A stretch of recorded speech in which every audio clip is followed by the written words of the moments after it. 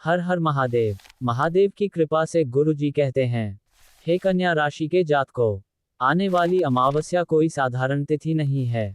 ये वह पवित्र रात्रि है जब अंधकार केवल आकाश में नहीं होता बल्कि मन के भीतर जमी हुई पीड़ा, थकान और अनकहित दुख भी सतह पर आते हैं।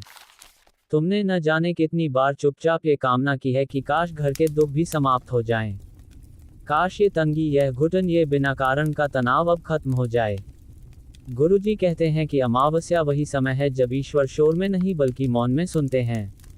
पिछले कुछ समय से तुम्हारे घर में कभी अजीब सी शांति रही है और कभी अचानक कलह ने सिर उठा लिया है। कभी लगता है सब ठीक है और अगले ही क्षण मन भारी हो जाता है। ये संकेत है कि पुराने कर्म, पुराने ग्रहयोग और दबे हुए भाव एक साथ बाहर निकलने की तैयारी में हैं।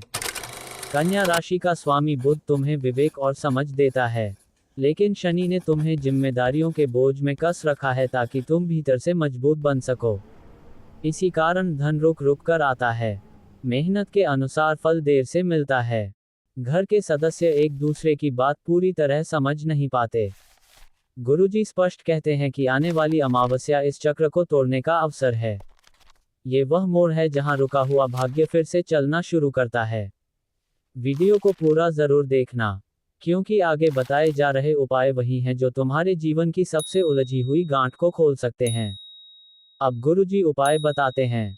इन उपायों में सबसे पहले श्रद्धा और धैर्य आवश्यक है। अमावस्या की शाम सूर्य अस्त होने के बाद अपने घर की अच्छे से सफाई करो। ये केवल झाड़ू पोंछा नहीं है, यह ऊर्जा का शोधन है। उन टूटे फूटे, बेकार और पुराने सामान को घर से बाहर निकाल दो जो मन को भारी करता है, क्योंकि जब तक पुराने बोझ रहेंगे तब तक नया सुख घर में टिक नहीं पाएगा। सफाई के बाद सरसों के तेल का एक दीपक जलाओ। उसे घर के मुख्य द्वार के पास रखो।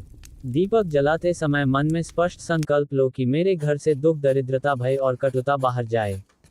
ये दीपक शनि की कठोर ऊर्जा को शांत करता है, घर में स्थिरता लाता है। इसके बाद एक कटोरी में थोड़ा सा सेंधा नमक रखो। उसे पूरे घर में धीरे धीरे घुमाओ। हर कोने में यह भाव रखो कि जो भी नकारात्मकता यहाँ जमा है वह अब समाप्त हो रही है। अगले दिन सुबह इस नमक को बहते हुए जल में प्रवाहित कर दो।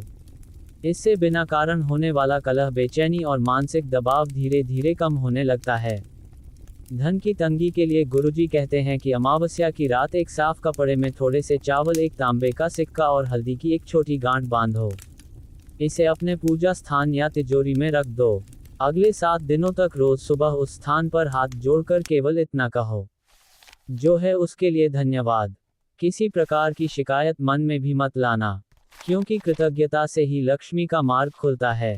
जहां धन्यवाद होता है वहां अभाव टिक नहीं पाता।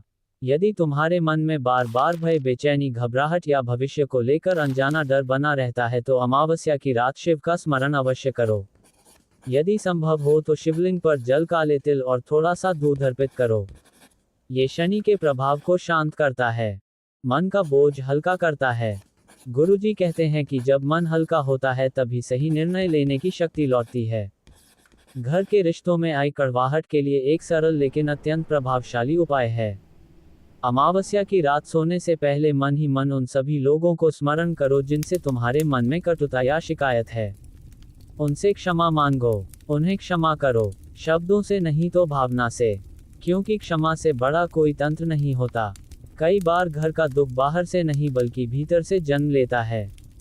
स्वास्थ्य के विषय में गुरुजी कहते हैं कि अमावस्या के दिन तुलसी के पौधे को जल अर्पित करो। 5 परिक्रमा करो। प्रत्येक परिक्रमा में यह भाव रखो कि मैं अपने शरीर और मन की उपेक्षा नहीं करूंगा। कन्या राशि के लोग अक्सर दूसरों की चिंता करते करते स्वयं को भूल जाते हैं। यही भूल धीरे धीरे थकान, कमजोरी और मानसिक बोझ का कारण बन जाती है। अमावस्या के दिन अपनी सामर्थ्य के अनुसार दान अवश्य करो, चाहे वह भोजन हो, वस्त्र हो या छोटी सी सहायता। दान से शनि प्रसन्न होते हैं। रुके हुए कार्य धीरे धीरे चलने लगते हैं। यह मत सोचो कि तुम्हारे पास कम है, ये सोचो कि देने की भावना है, क्योंकि भावना ही सबसे बड़ा धन है। गुरुजी यह भी कहते हैं कि इस अमावस्या के बाद जैसे जैसे चंद्रमा बढ़ेगा वैसे वैसे तुम्हारे जीवन में भी आशा का प्रकाश बढ़ेगा। काम के नए अवसर बनेंगे, रुका हुआ पैसा धीरे धीरे लौटेगा, घर में संवाद सुधरेगा, मन को वह शांति मिलेगी जिसकी तुम लंबे समय से प्रतीक्षा कर रहे हो। लेकिन इसके लिए तुम्हें अपने शब्दों में कोमलता रखनी होगी। जल्दबाजी में निर्णय नहीं लेने होंगे। हर परिस्थिति में स्वयं को दोष देना बंद करना होगा। याद रखो, ये तंगी स्थायी नहीं है, यह एक परीक्षा है। जैसे ही सीख पूरी होती है, परिस्थिति स्वयं बदल जाती है। गुरुजी अंत में कहते हैं कि आने वाली अमावस्या तुम्हारे जीवन में रुके हुए प्रवाह को फिर से चलाने का द्वार है। श्रद्धा रखो, धैर्य रखो, बताए गए उपाय विश्वास के साथ करो।